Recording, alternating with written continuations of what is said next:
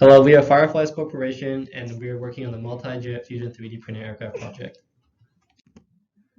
This will be the 6th annual 3D printed aircraft competition, and we will be tasked with designing and building a 3D printed aircraft for 3D Pack. Dr. Robert Taylor will be our advisor, and we will be using the HP Multi-Jet Fusion printer. The competition will be on July 9th at the UTA football stadium, and we will be competing in the fixed wing category. All lifting surfaces must remain fixed. This challenges us to develop lightweight 3D printable aircraft configurations as well as integrate designs and advanced manufacturing skills to maximize mission performance. We must also design within the 3D printing process and material constraints, as well as develop team and hands-on experience.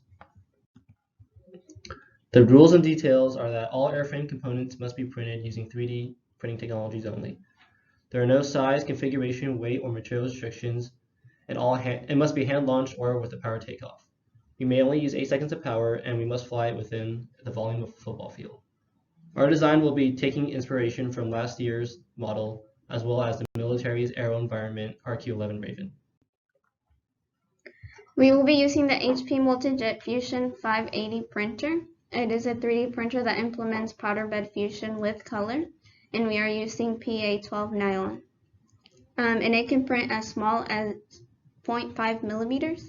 The print bed dimensions are 380 by 284 by 380 millimeter, and the limitations are build volume chamber, post-processing, and the parts can warp. We will also be using the Mark Forge printer.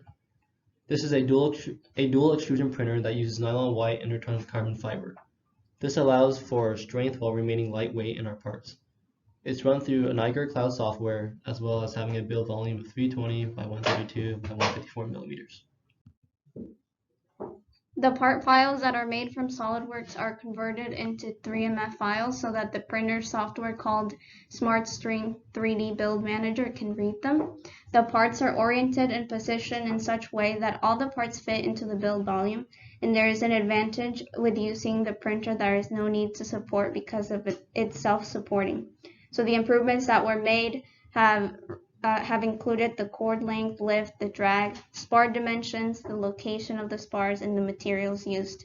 The goals have been to reduce mass and sufficient bending and torsional stiffness, and we have improved on the print quality.